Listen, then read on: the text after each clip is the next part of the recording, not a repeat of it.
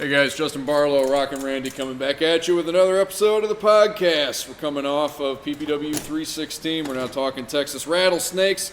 We're talking about two championship main events. First one was supposed to be, well, it was for the tag titles, but it was supposed to be a tag team match. Ended up being a handicap match because Matt Vine, MIA. So Destroyer took on Chase and Sem by himself. God bless him for that, but came up short. Chasing Sem too much for him.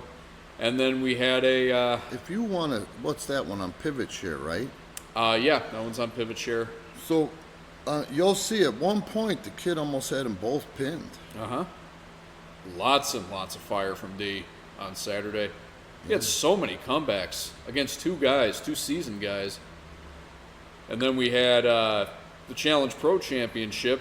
And before that we had, two contendership matches, which were won by Poncho and Jose. So we had a really interesting mix-up in the triple threat because we had three champions in there: champion versus champion versus champion. It was the Challenge Pro Cup on the line, though, held by Not Bad Chad, and I love the finish to this match. Both Jose and Poncho are up on the top rope. They're arguing about who's going to deliver a higher risk to Chad. Chad bounces off the ropes, racks them both on the turnbuckle, and then drop kicks Poncho out while Poncho's hanging up on the top rope, and Poncho goes to the outside, and Chad wins the thing and retains. And Jose does not. He got stuck on the top rope and then bounced in.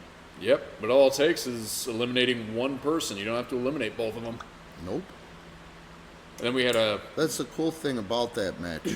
Pinfall, submission, or you can eliminate your opponents by over the top rope. Mm-hmm. And that can happen at any time. All it takes is one misstep, and you're gone.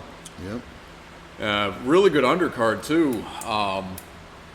We had Sem and Charlie Hustle. They went to, was that a 15-minute time limit? Pretty fucking cool. Yeah, it was a 15-minute time limit. So they're going to go at it 20-minute time limit this Saturday. And then Eddie Cruz looked really good against Chase in their match. Mm-hmm. Gave Chase a run for his money. God bless Eddie. Oh, you got to love Eddie. He just loves to be in a ring. He's like a kid in a candy store when he's in that ring. Yep.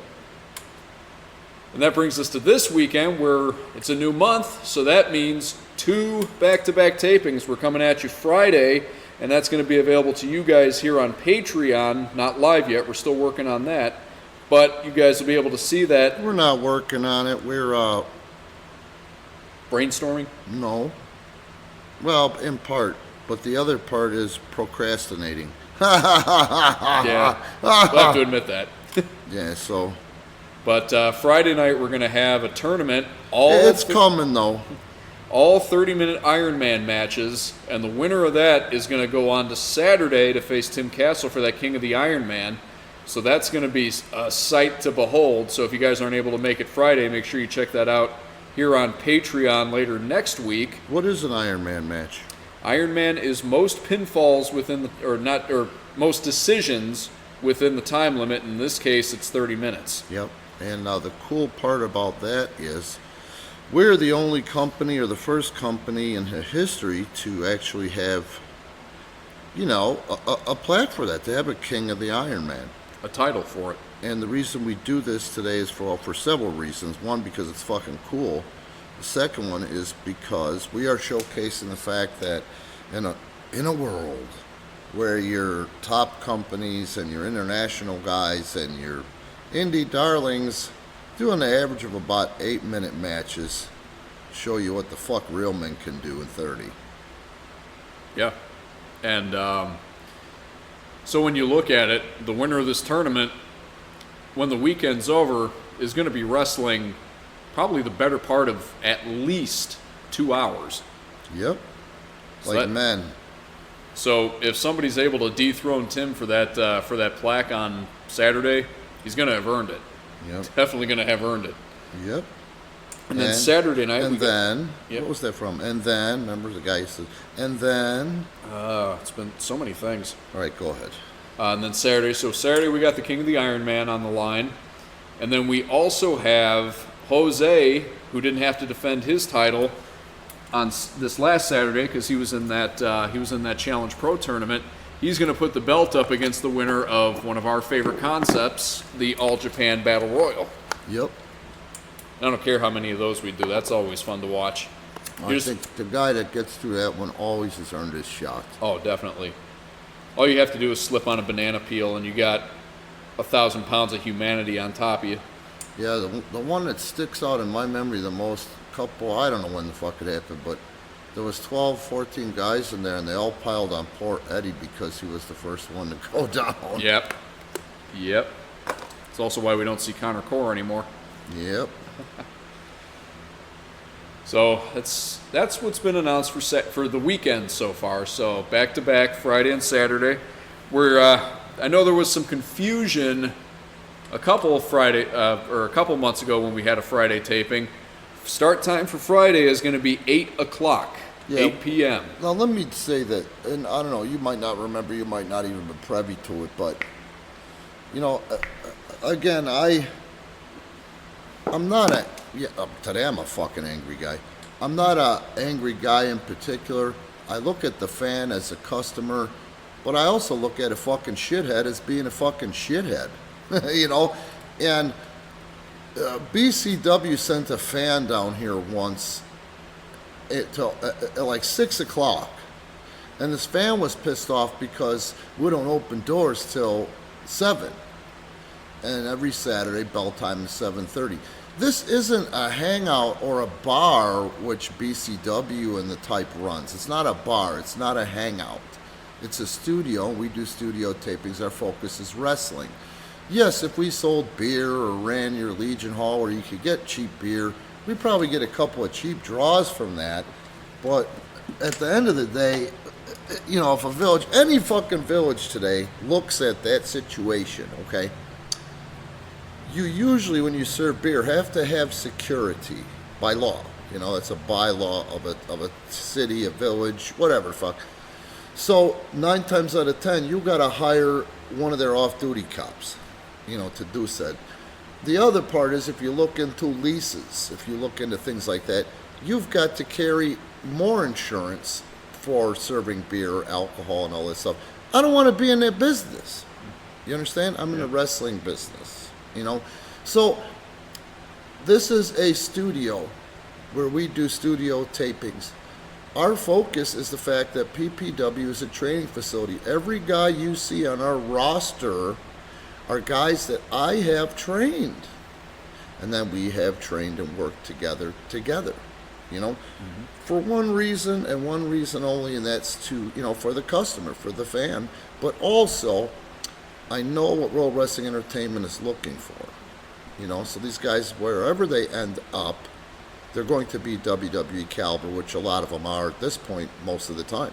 So this fan comes down, leaves before it starts, and then goes on this rant on his Facebook, tagging all the BCW promoters, you know what I mean? And I'm like, this little asshole. Yes, we open 1/2 hour so you can get comfy and, go potty or wash your hands because of COVID, or, you know what I mean, get what you need to, snack-wise, you know what I mean, to watch. It's not a hangout. We don't make our money selling beer or prepared foods. You know what I mean? It's a wrestling company, and that's what we do.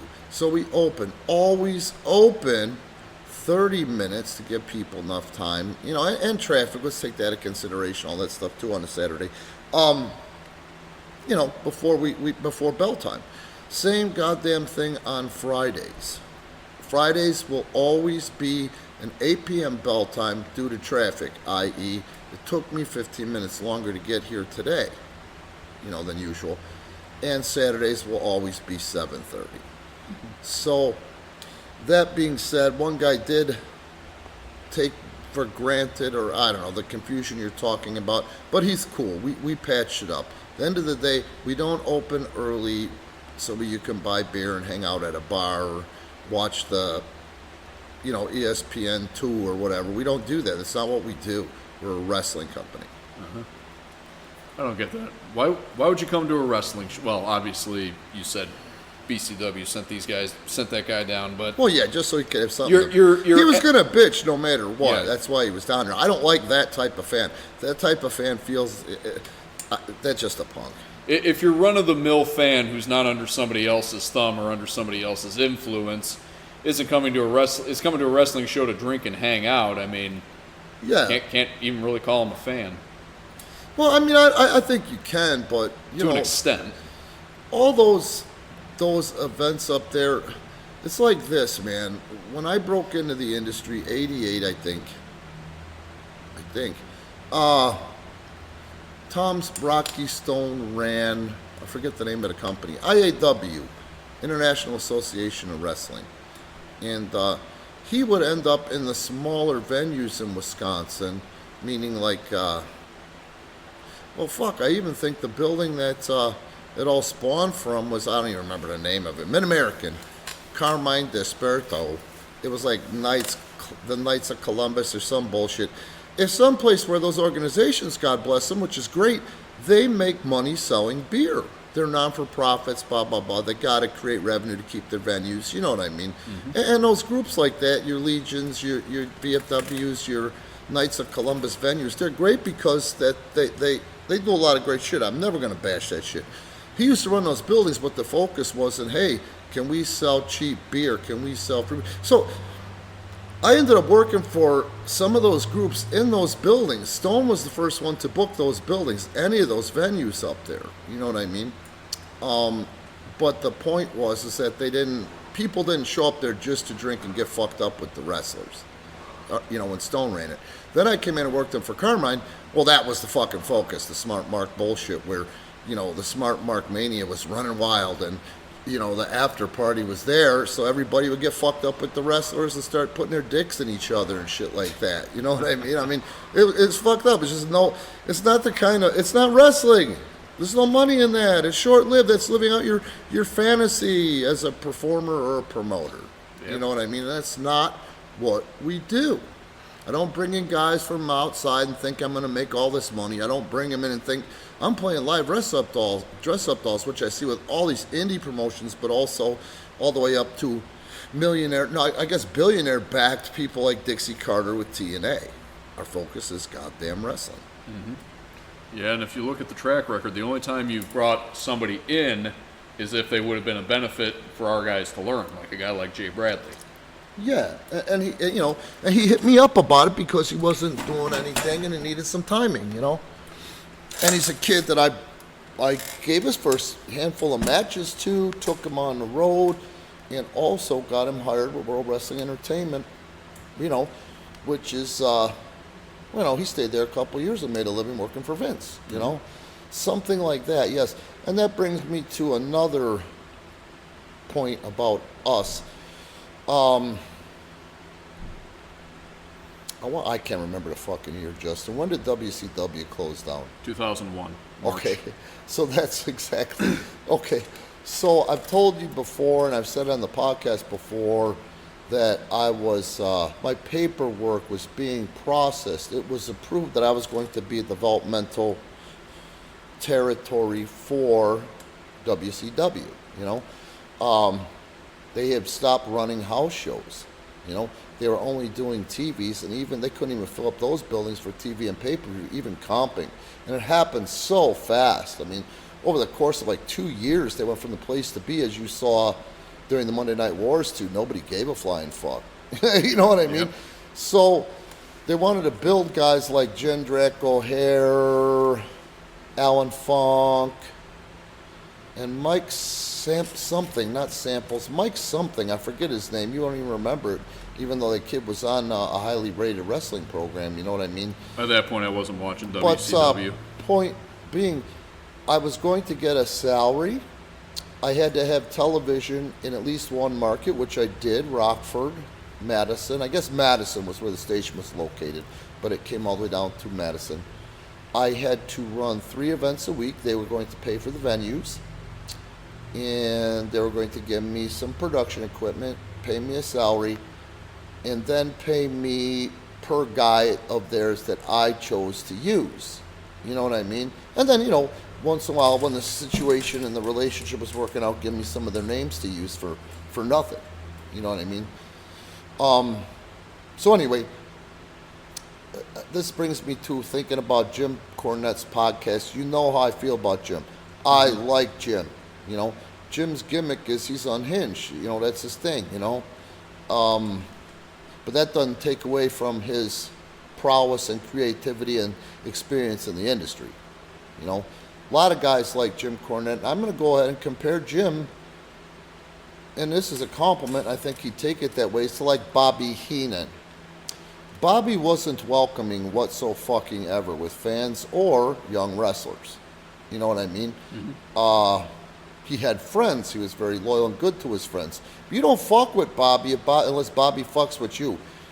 Because if you think that he was sharp on the microphone, oh my God, you should hear him when he's pissed off about something for reals. You know what I mean? And I'm not going to go into detail, and that's a high compliment in my book. But anyway, you've got your guys like Jim Cornette and Bobby Heenan who paid dues like these guys today could never imagine paying in the industry. You know, the things that they had to do to get in and around the industry, but to get into the industry, you know, they did it with a smile on their face. They shut the fuck up, and I don't think that they're treating people any different than the old timers treated them, especially Jim, because I think he broke in. He had to have broken in and got his to WCW or NWA or Georgia Championship or whatever the fuck they call themselves under Ole. And Ole, man, he don't fuck with, he was not a sweetheart to anybody, but he was good at what he did, and everybody made money. He was just your boss, you know what I mean? Mm-hmm. So that is going to beget the type of reaction that Jim had or Bobby Heenan had. They don't want you making a mockery of our industry, and Jim has been saying for years the shit's dead. You know, it's dead. And I don't believe that, you know, because it's still WWE's making money, you know. And you know, I'm a firm believer in that. Ted Williams, fucking one of them, his motto is hit them where they ain't. And look at that guy, arguably the best hitter that ever fucking lived. Mm-hmm. You know what I mean? So, that's what we try to do. We just don't have a lot. I mean, we're doing amazing things. We're actually performing fucking miracles with not only limited funds, no loans, no debt, but also, you know, I get fought a lot of steps away. I pay the price for a lot of people's personal bullshit in the meantime, trying to make this thing work, you know, and keeping the doors open, which is good. We're keeping the doors open, especially suffering through COVID. So that being said, you know, you hear all the time about Jim is very angry about how he was trying to build this one, that one, the other one at OVW, and OVW was World Wrestling Entertainment's feeder, you know. I wasn't going to bring in WCW guys to get them over. They're already over. I was going to bring them in to get my guys over. You see what I'm saying? Mm-hmm. If something happens for WWE, now they're a WWE employee, Danny Davis and everybody on the roster, admin-wise, was on the WWE teat. They're the boss. The talent, their first priority is going to be WWE. That's their actual employee. They're coming in, they're paying me to train them and make them the best that they are, best that they could be, but I don't book things around them because I know if they got to leave and do some goddamn big show, like let's say at the time Howard Stern, 30 million fucking listeners the motherfucker had, they're going to miss my shit to go do an event for Howard Stern. Big sponsor. They're going to miss my shit. I know this if it's on a Saturday. They don't care about my angle. They don't care about how I draw. They're not paying me for that. That part is up to me. You understand? So the way it's always been, and if you open your eyes and you don't come in like, you know, I paid a lot of dues, but I'm not as angry. Maybe because I'm younger. When I went to Memphis, for example, where I cut my motherfucking teeth and really learned about the industry, they would bring in names only to get their guys over, i.e. Jeff Jarrett, Bill Dundee, Jerry the King Lawler. Or they would bring guys in to get over other guys that were going to get over Jeff Jarrett, Jerry the King Lawler, Bill Dundee. See what I'm saying? Mm-hmm. So that's how I would have booked them. And then I would have nothing to bitch about. And If they're not under contract and they're at OVW, they're my guys. Vince is going to look at it because the guys that come in are working with them, and if they're doing their job, they're going to get over. They're going to end up working for fucking Vince anyway. Mm-hmm. That's how I handle my shit. You know, and I still believe that this fucking business ain't dead. This business has changed. Exactly. You know? And I think we adapt real well to the changes, especially compared to what's out there. I'm going to even say internationally, but it's just all about sweat equity and funds that we don't have. So the longer we can stay in business and keep doing what they're doing, like Saturday night, you talked about the card. Well, what the fuck's so special about that shit compared to any other shit that happened to anyone in this country, or let's even say the fucking world? What was so special? Goddamn Challenge Pro Cup. We have a concept match, something that's never been done before. You know what I mean? Into 2020, you know, and there's no promoters or wrestling companies today that can come up with something like that and make it compelling. But also, there's no talent that can make that shit make fucking sense. And that's what we did. That's what we do. You know what I mean? So, you know, these fucking guys, I mean, I was thinking as I was leaving Saturday, I will tell you, I will give them their due. I'm very good with people. I'm so good with people, especially young talent, young wrestlers, but not just young wrestlers. I had someone call me from a prominent company last week. Not to, I was expecting, you know, to hear what they really wanted. You know what they really wanted? To fucking talk to me for confidence because they're taking on, he's taking on a new responsibility with their company. Oh, wow. That's it. He didn't want shit from me. There was no soft soaping. There was no, I'm sorry, I'm going to fuck yous. He just, I love fucking talking to you because you make me feel like I can do anything. Well, that's what I do. Now, I will not suck these motherfuckers' asses. I will not suck anybody. I may suck Luke Williams' ass or handsome Jimmy Valiant's ass as a euphemism. But, or nut swing, I like to say. But I will tell them when they do something and when they perform well. I get off on the look on their little dumb face as the confidence washes over it, knowing, without having to ask me or anybody else, how was it? They know by the reaction in their heart and soul what they fucking did. I love that. I don't gotta tell them about it or swing from their nuts. That don't do nobody no good. But I will say, God damn, you guys were so amazingly well together. Last thing I say, stay humble. Stay humble. Because that's the key to success nowadays, you know? Yep. It's almost become your signature on the training page. I can't say it fucking enough.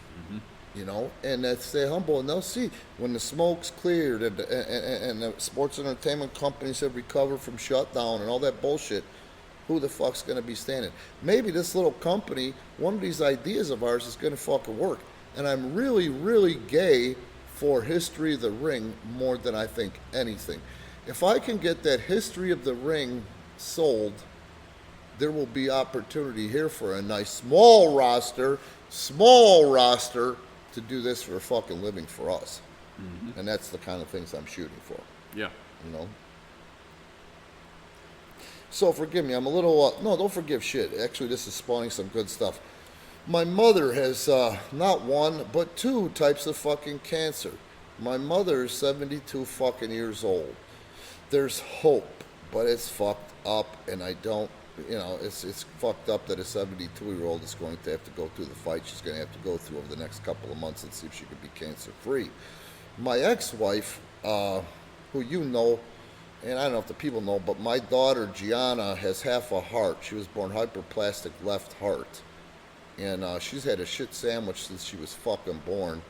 And a lot of that stems from having a mother, alcoholic addict mother, who went back to using after 20 years of sobriety. And she's trying to pull me into some bullshit where she wants me to call some fucking future employer and fucking tell all these fucking lies, trying to squeeze me with the manipulation of I'll make more money, which means I get, you know, we get more child support or more of the money she owes us from past child support. I'm not gonna lie. I don't want to be squirrels like that. It's fucking extortion in a sense. I don't like to lie. I'm not going to call some poor motherfucker, get her hired, because I did it once before, but not like this. I just said yeses and nos, you know what I mean? The bitch did technically work for me back in the day, and she wasn't stupid, but she was one lazy motherfucker. You know what I mean? As a bookkeeper, she was cool, and as, you know, computer programming, she was cool. But, you know, no, I'm not going to set it up. But I don't want to be put in the middle of that shit or fucked with. And then my oldest daughter suffers from fucking drug addiction. Now she's going back from hating my guts to wanting me to call her and deal with her bullshit. You know what I mean? So I'm pissed off coming in here, but I think it made for some good content and also open my eyes up. So when I go to bed tonight and I look at the pros and cons, I just laid some pros on you and everybody listening in regards to what the fuck we got going on with this company, you know? Yeah. No, it's good to get it out there. Yeah, It it is is. to get it out there. And that is our mission statement, what I said. Wrestling. We're a wrestling company. I want us to be known as a wrestling company. There's some funky things on some of our shit, like the training page and the website, which I'm hoping to get taken care of. But at the end of the day, you know, I think that sometimes people, I'm not saying nobody does anything to be an asshole around here, but they become complacent. I think some of them become frustrated or cocky because they can't get their creative prowess in on shit, you know, and things of that nature. But there's not going to be any of that, you know, if you can't keep the fucking doors open. You know what I mean? Right. The other thing is talent knows. Talent knows now. Everybody in that roster knows I know my shit. I have been fact-checked like a motherfucker by these guys over the years. You know what I mean? And I never really took it personal because they've had a lot of smoke blown up their asses by other area garbage. You know what I mean? And what they read and hear and see at the internet, you know? But I love when these guys go to CM Punk and he says, that motherfucker gave me my first match. I don't care who you are, what stage you're in. You go to Randy for training and you listen to Randy. You know what I mean? Mick Foley at a fucking thing. Fucking Randy, he's the most underrated wrestler in the industry today. Hey, Colt Cabana, what about Rockin' Randy? He gave me my first match. You know what I mean?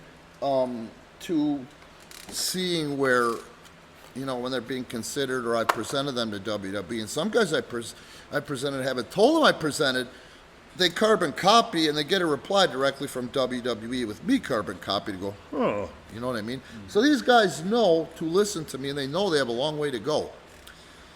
I can't think again, you know, you hear me say it all the time, even World Wrestling Entertainment, I don't think they have anybody that's over, you know what I mean? That's over, that has any longevity on their own. At this point, currently now, I don't see Bobby Lashley getting John Cena type fucking money in his golden years. I don't see Drew McIntyre stepping into John Cena's fucking shoes outside of the wrestling industry, and I know those guys ain't making and selling the type of merchandise that motherfucker is. So what does that leave? You know what I mean? Yeah. Got a ways to go, and everybody in that roster knows they have to learn, and they know that my master's degree in this industry is beyond reproach. But now I have to get, you know, the admin side to know as well. You know, that same shit, and take the ego out or whatever their other issues are out, because I'm not asking you for a fucking arm and a leg. You know what I'm saying? If you come to me and say, I want to do this, I'm going to do that, even thank me for opportunity and shit like that, man. Don't leave me hanging. You know what I mean? Yeah. It's not just me. It ain't personal. I'm not a cock, but this situation is set up if we want it to work and you want a piece of this, a part of this, or be a part of this, we depend on each other. The halfway approach that you always talk about. Yeah. You come halfway, I'll come the other halfway, we'll meet in the middle. Yeah, and who knows what the fuck kind of great shit can happen. Yeah. You know what I mean? And it can, and it will, and it has, you know. The fact that we're still open with no money, we had no money to put into this bitch. You know what I mean? Mm-hmm. But goddamn, I mean, our wrestling is unsurpassed, and that's what I'm going to get back to. As I was driving home Saturday, I was like, these motherfuckers that talk all their shit and take shots at me when I don't mention nobody else till they fuck with me, right? couldn't keep up with our green guys. Couldn't keep up with our undercard. You know? Sure as hell would like to see him try, though. It's awesome. But it's an awesome thing, though. You know what I mean? It's an awesome thing to watch a guy like fucking Sensei, to watch a guy like Jose Acosta, to watch a guy like Charlie fucking Hustle. And Chad, motherfucking Chad. You know what I mean? It's just amazing. I mean, I'm not just soft soaping or hanging from those guys nuts. I'm bringing them up because they're starting to see that light bulb is flickering over their head and they're getting some fucking star power, man. You know? Oh yeah, definitely. What I like to do, since I've been around a while, is I like to look at guys like that when they first came in, watch some of their old stuff, and then go and watch some of their new stuff and just watch how much they've developed. Sem in 2 years, unbelievable. Well, that's a kid that fucking listens, you know? Sem listens to me. He doesn't sit there with a blank stare. He listens. He hears me. Shuts the fuck up. If he has a question, he asks a direct question. There's no drama that comes with Sem. He works his fucking ass off. And look at that fucking body on that motherfucker, drug fucking free. Yeah. Unbelievable. Show a movie on that kid's back. Yeah, man, the kid looks great, you know? But I'm just saying, for example, you know? Yeah. Well, then, I mean, Jose, too. I mean, you don't think when a guy starts, you don't automatically assume and watch a guy's first match and say, oh, yeah, this guy's for sure going to be a world champion someday. Yeah. Just watching the progression of that guy and, like you said, Chad, I think one of the most underrated talents in the area right now. No, man. I mean, if you see where that kid started the day he walked in here, 40 to 50 pounds heavier, fat, not fucking muscle, man. Now he's putting on that body, that muscle. The body's getting tight. Jose, so fucking crafty and smart, knows his body. He'll put on 10 pounds, then he'll shave it down by 5. So 10 pounds of weight may look like fat, 5 pounds of tightness and muscle. The kid's really, and then he does rinse and repeat. Now at the end of 6 months, he's put on 10 pounds of quality fucking body weight, you know? And the other thing of those 3 assholes you just mentioned, work ethic. My God, do they work. Oh, yeah. You know? Chad lost most of his weight in the ring. Yeah, he did. You know, and there's a whole bunch of others that are coming along. I mean, they're coming along fast. And the way we do things, the way we train, we train together better than probably WWE does because I think of things that they don't, you know? Right. I've been to places, none of their instructors have been. Maybe Terry, but Terry's not an instructor, he's an agent. You know? Norman Smiley, yes, he's been more places than me. You know what I mean? But he's also more seasoned in a different style. You know what I mean? Norman's also a guy that will go with the flow, and he's smart because he just is he don't want the drama or to be sucked into any of it, rocking the boat. You know what I mean? Right. I can't help it. I'm sorry, but wrong is motherfucking wrong. Right. You know, I don't shut up when it comes to that. That's Dixie Carter. Ha ha ha.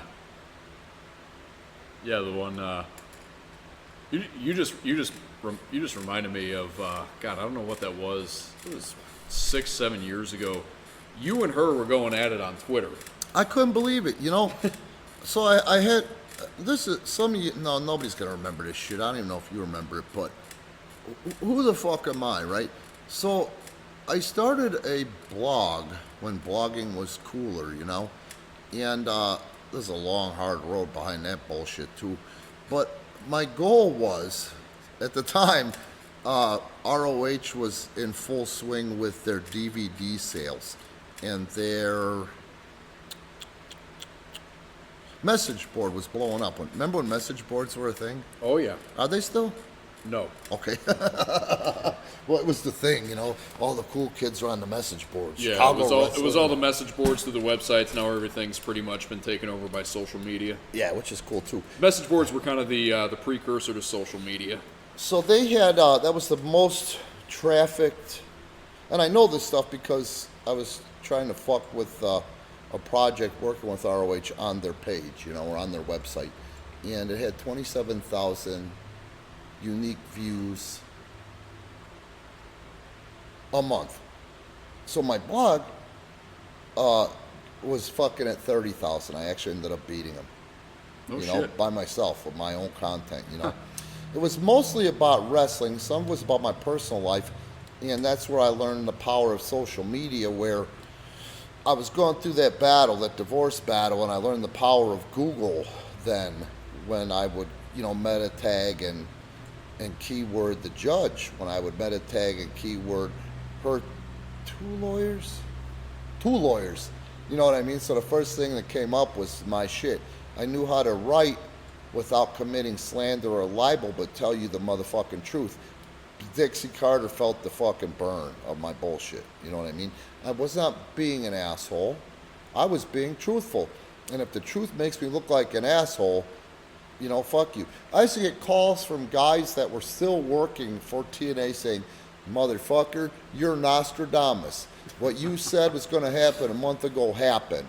So that being said, Dixie was, you know, actually, dude, they had one of their lawyers or two of their lawyers like fucking with me, but they never hit me up with a, you know, cease and desist or anything, but they were fucking with me through the shit, and I'd say, that a boy, this is going to go public, and then I would show their fucking fear of my blog.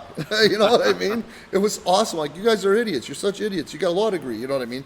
So I hated lawyers for a long time. So anyway, point being, yes, she was fucking with me. She was selling for me on Twitter as her company was going under. And all I said to her was, oh my fucking God, don't you have more shit to worry about than to argue with me on social media? That just, you just summarized TNA, and then within that year, maybe 2 years, Gonzo, bye-bye now. You know what I mean? Mm-hmm. Fuck you, man. You think Vince is going to directly talk to somebody that has a fucking issue with him? No. And go into a fucking war? Hogan did the same bullshit with me when he was drunk. You know, because I was busting on Hulk. You know, because I was busting on the fact that was going to be the final nail in the coffin, the money that they were spending on Bischoff and fucking Hogan and that whole regime. And if you see at first, all of Hulk's friends that don't mean a fucking thing that come with that, when you had motherfucking AJ Styles and Samoa Joe definitely entering their golden years without a fucking real contract. Oh, yeah. You know what I mean? That really pissed me off. You know, what did Hogan do with Samoa Joe and motherfucking AJ Styles? Nothing. You know? No, because he was putting himself in the main event against Flair for the 17,000th time. Yeah. And then, Flair at that point was, I think, already in his 60s. Yeah, and say whatever you want about me, but the fact of the matter is, and you check, fuck, I don't, the truth, the proof is, the proof, this is not fake news. Hogan and Flair could never agent themselves. They never got the highest ratings, or their paychecks were never as big as when they were being booked by someone else. Their talent, their great talent, their legendary talent, but there's a lot of parameters in that. Number one, what buildings are you working in for what company, and how's the promotion being done so there's enough people there to know that you're there? If people don't know that you're there, you're not going to draw. Number two, your referees. Who are you working with?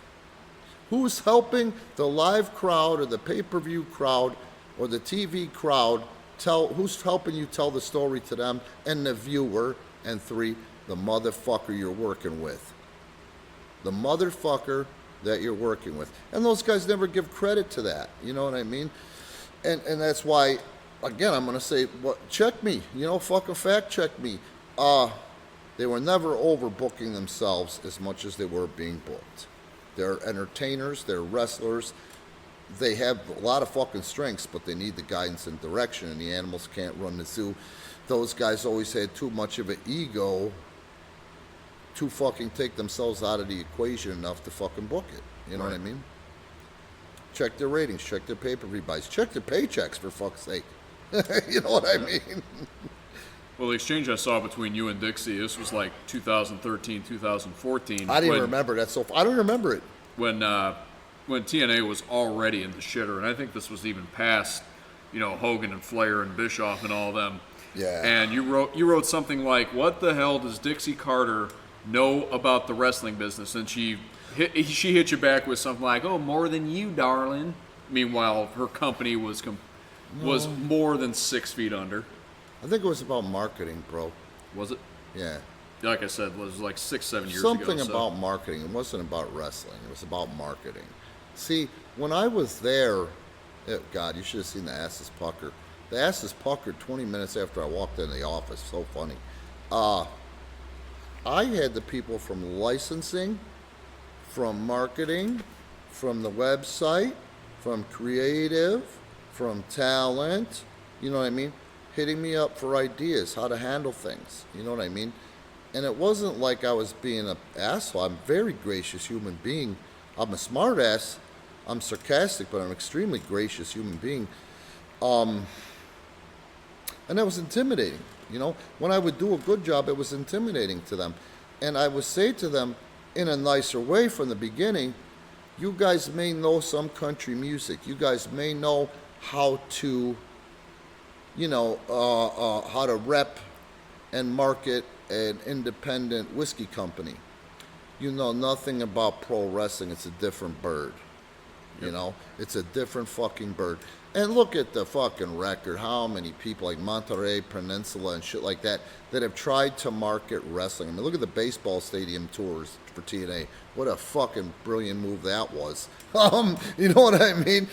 You know, they didn't know how to market wrestling. And I wasn't saying I'm the coolest. I was saying, let's fucking build this place so we all have some place to work for the next fucking 20 years. You know what I mean? Just because you can tune a guitar doesn't make you Eddie Van Halen. Exactly. And they just didn't want to hear that or know that, you know. And it was so funny because every time I've seen Bob Carter maybe half a dozen times where I could have access to him. Every time I go over and introduce myself, man, 2 or 3 of them from the office would fly over and butt me out. Like, you know, how kittens fight for a teat? Yep. It was like that, totally, you know. So I could never get to him to smarten him up and say, motherfucker, you're about to burn a shitload of money. You know what I mean?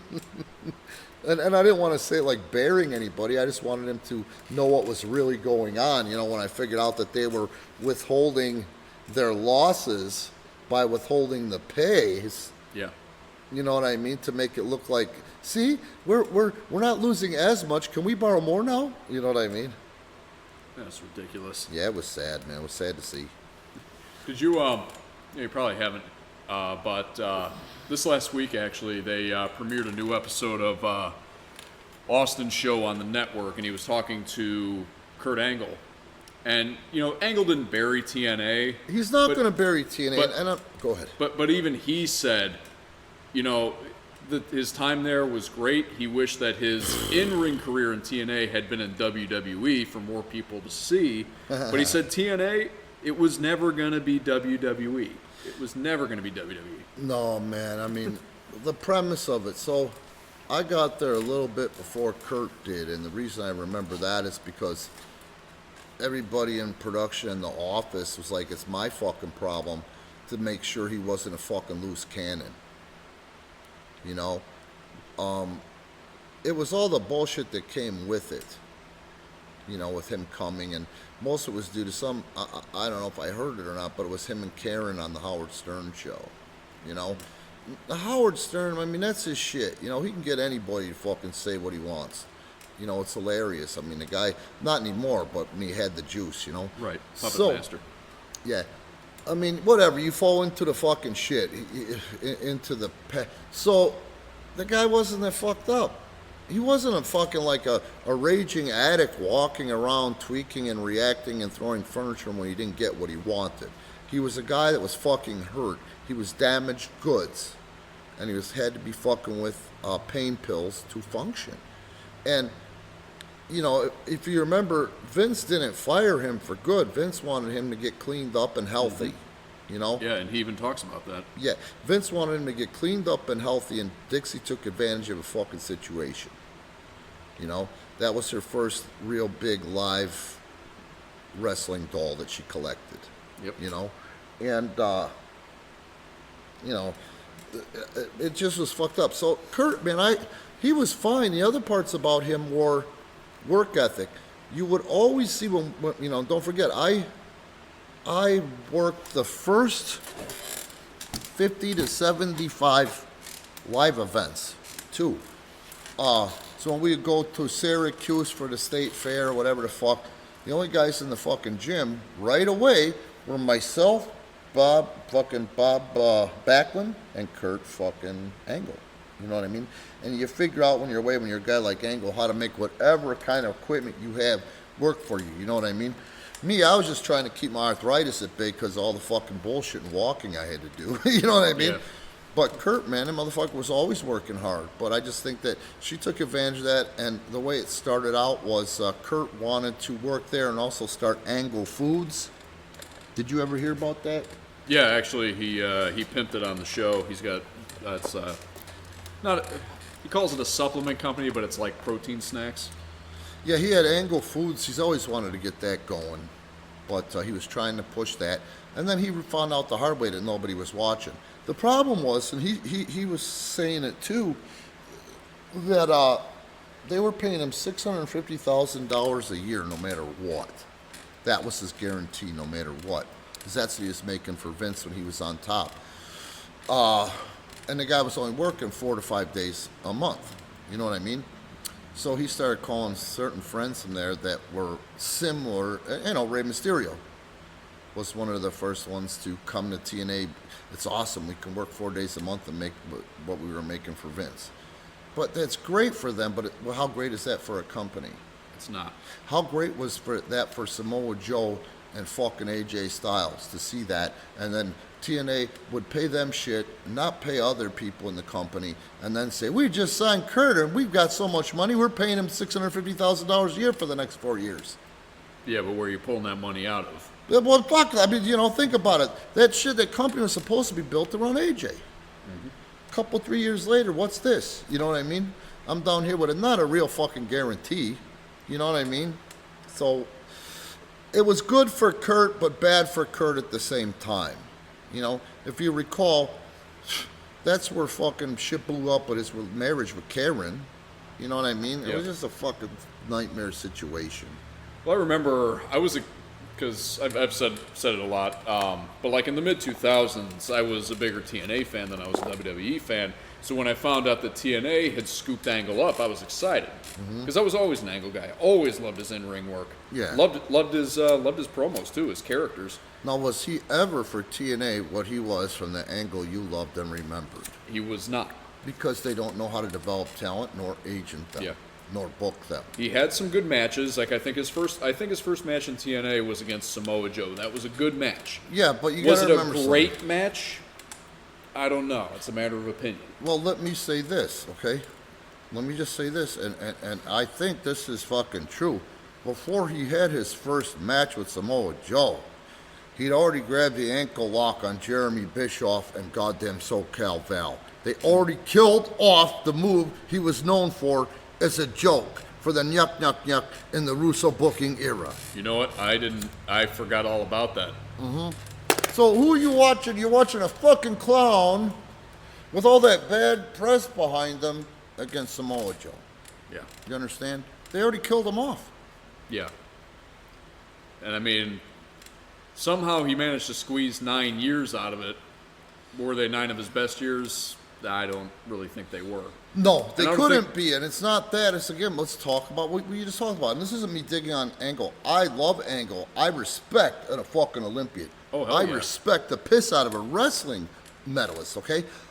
I respect the shit out of Kurt for what I know, seeing that motherfucker's work ethic when he was more banged up than I was, okay?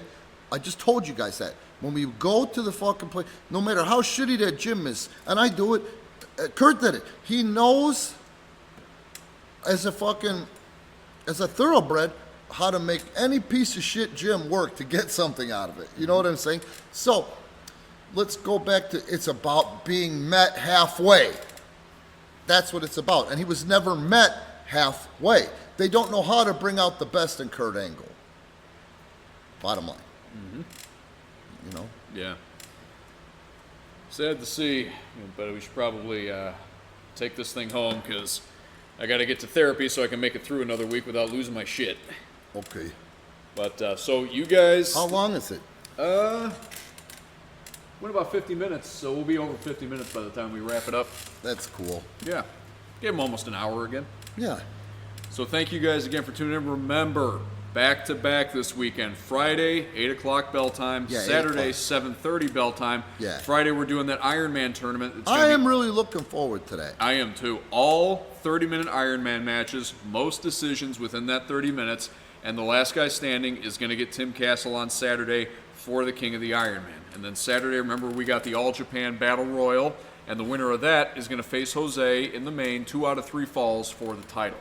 And remember, Pro Wrestling Tees, Pivot, Share, and also Patreon. If you don't mind, share Patreon. Maybe give us some comments on the content, even the podcast, so we could share it, because we got to grow this fucking thing. Yeah. You know?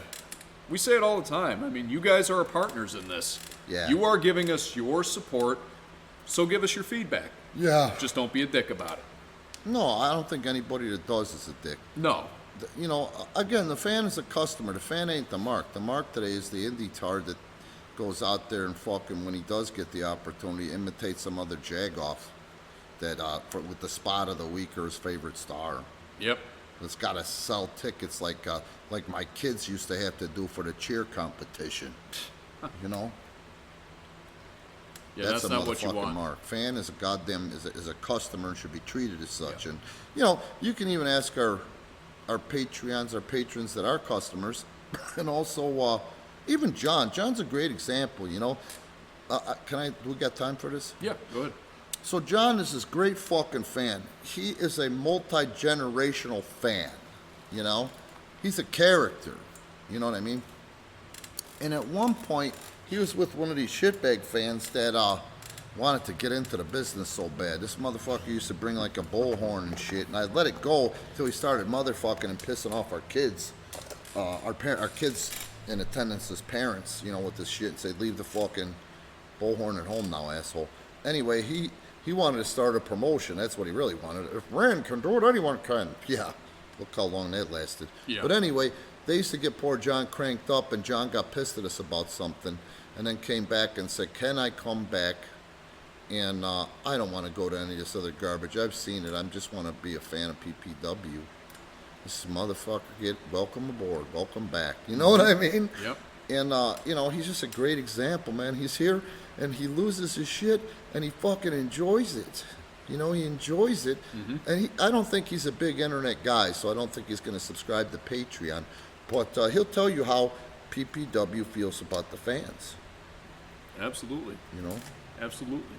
No, to me, the mark is a wannabe. The mark is a wannabe. Mm-hmm. The fan's your customer. Mm-hmm. I disagree. And maybe it's because I'm jaded after 6 years working retail, 3.5 years waiting tables. Customer's not always right, but the customer's still your customer, and you got to respect what they want. Well, again, you know what they're looking for.